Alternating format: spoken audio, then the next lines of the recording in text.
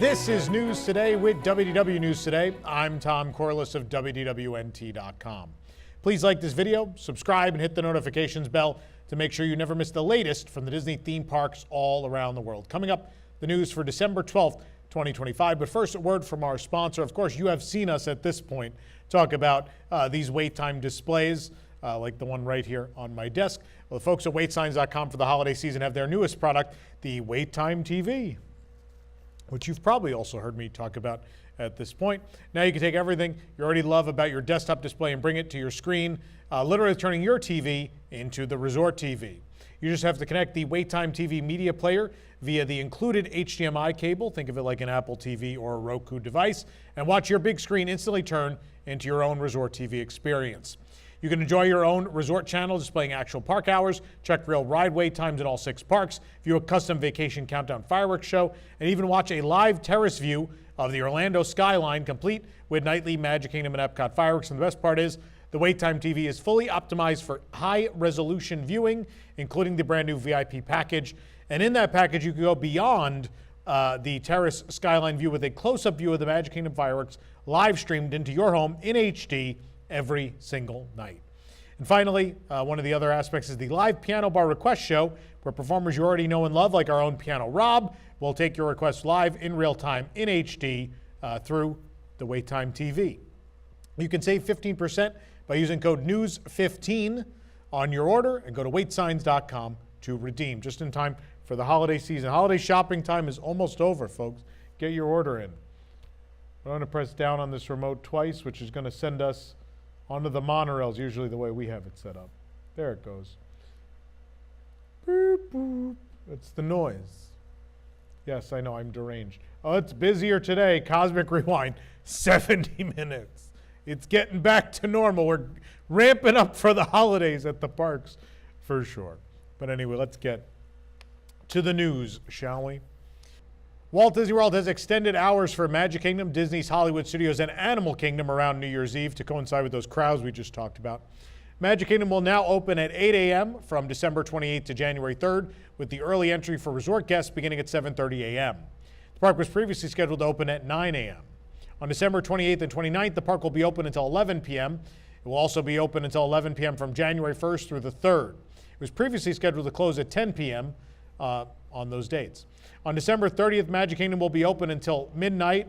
On December 31st, New Year's Eve, they'll be open until 1 a.m., as is customary due to the Fantasy in the Sky fireworks and such. Disney's Hollywood Studios will now open at 8:30 a.m. instead of 9 a.m. on December 28th, 29th, and 30th, as well as January 1st, 2nd, and 3rd. Early entry will begin at 8 a.m. It's scheduled to open at 9 a.m. on December 31st, with early entry at 8:30 a.m. that day. The park will close at 9 p.m. from December 28th through January 3rd, except on New Year's Eve, when it'll be open until midnight. There will be New Year's Eve fireworks at Disney's Hollywood Studios. Disney's Animal Kingdom will open at 8 a.m. from December 28th through January 3rd, with early entry at 7:30 a.m. Closing has been moved from 6 p.m. to 8 p.m., thankfully, on December 28th and 29th. Animal Kingdom will close at 7 p.m. on December 30th and 31st. It'll close at 8 p.m. on January 1st, 2nd, and 3rd. Extended evening hours on January 1st will now be from 8 p.m. to 10 p.m. EPCOT hours have not changed. It'll open at 9 a.m. each day and close at 9:30 p.m. except on December 31st, where, of course, they close at 1 a.m. It's been almost 6 months since the Rivers of America, the Liberty Square Riverboat, and Tom Sawyer Island at the Magic Kingdom permanently closed, and there are now giant dirt piles where the river used to run, which we're able to see from the ground and also from up above on Tiana's Bayou Adventure.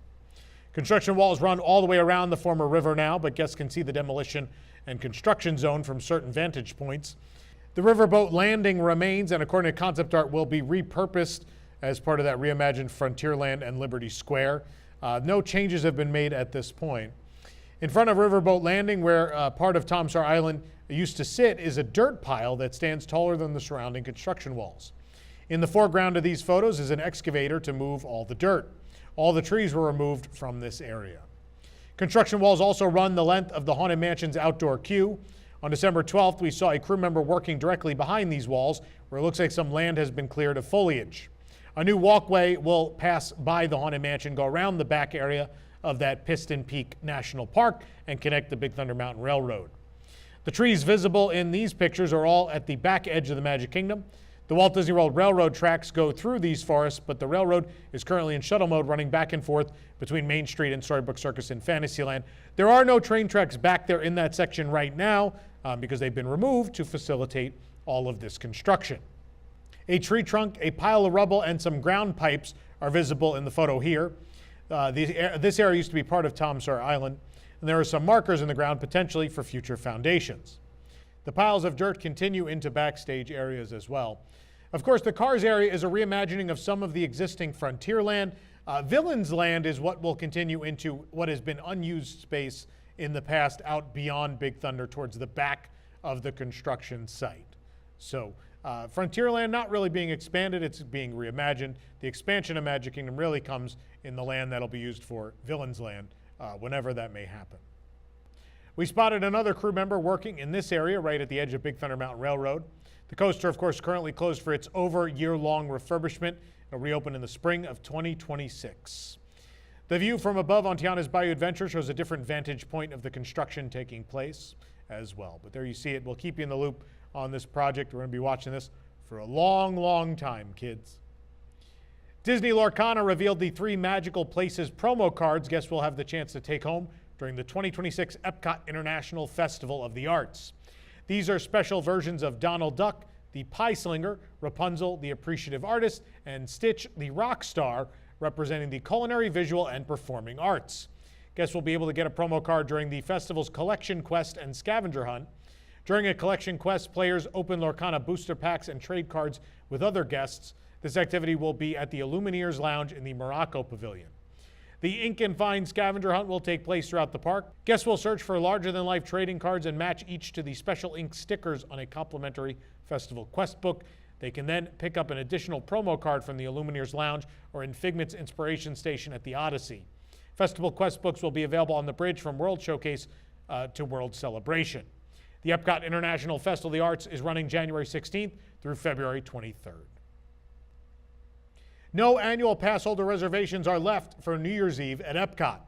While the date is blocked out for most annual pass holder tiers, the Incredipass could still visit the park on December 31st. However, those reservations are now sold out. Pass holders can still make reservations for any other date in December as well as in January and February. But pass holders may still be able to park hop to EPCOT on December 31st or arrive at the park after 2 p.m. when a reservation is no longer required. Reservations are still available for Hollywood Studios and Animal Kingdom, but Magic Kingdom, again, fully booked on that day as well.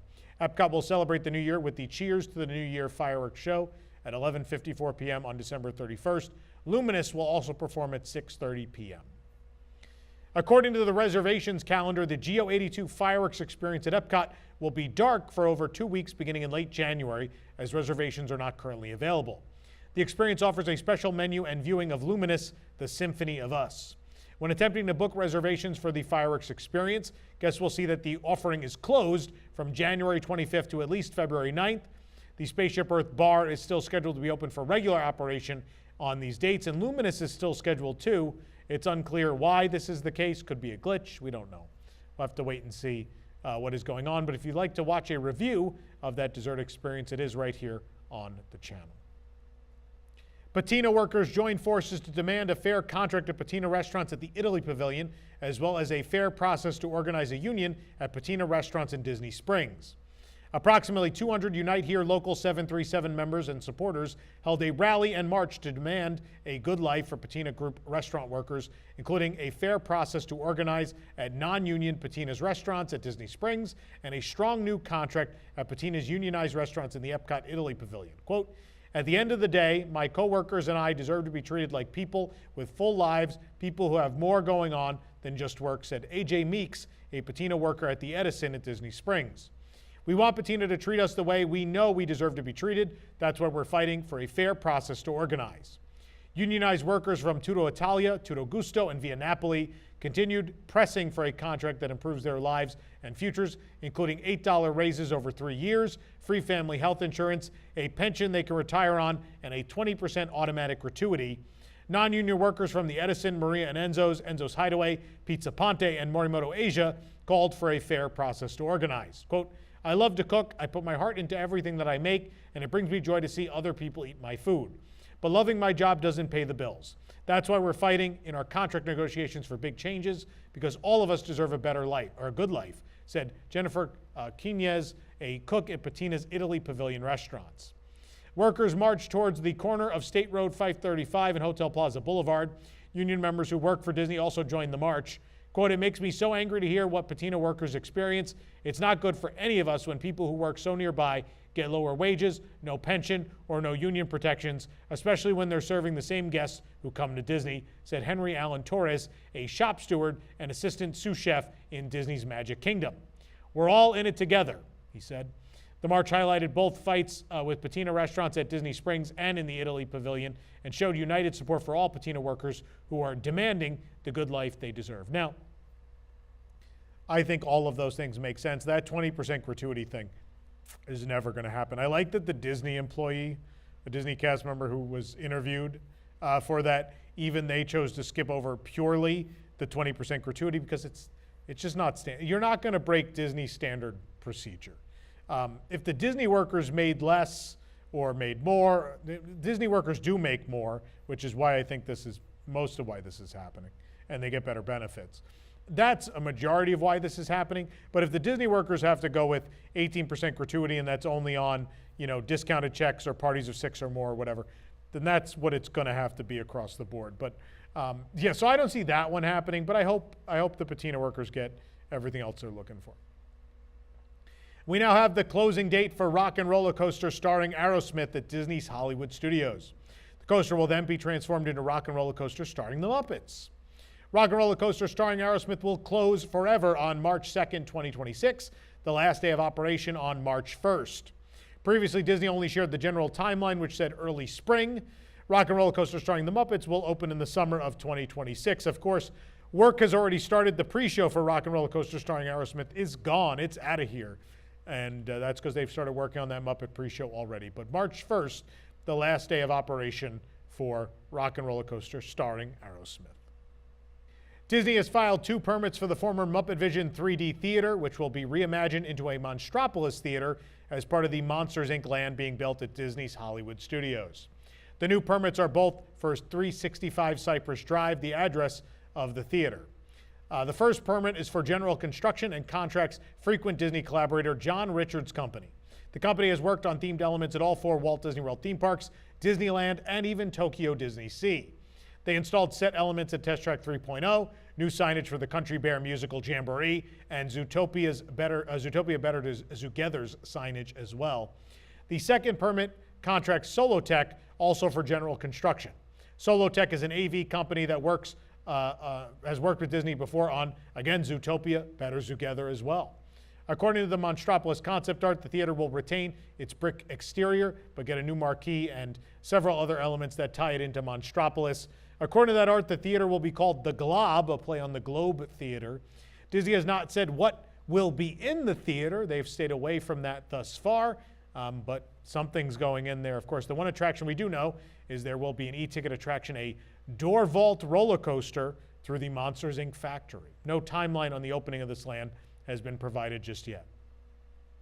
More Disney Jollywood Nights dates have sold out since our last update, leaving only 1 day available for 2025. Only December 17th still has ticket availability. The tickets are $189. Of course, if you're a pass holder or Disney Vacation Club member, you can save $10 on that. But that is the last remaining date. That's all that's left. 3 of Taylor Swift's The Eras Tour costumes are now on display at Walt Disney World to advertise the release of the Eras Tour docuseries and final show concert film. The display is inside Walt Disney Presents at Disney's Hollywood Studios. No signage outside indicates the display is inside, but Swift wore these 3 costumes during the Reputation, Midnights, and Tortured Poets Department eras of her concerts. First is the Gold Snake version of the Reputation bodysuit designed by Roberto Cavalli. Swift also wore a version with a red snake for most of the tour.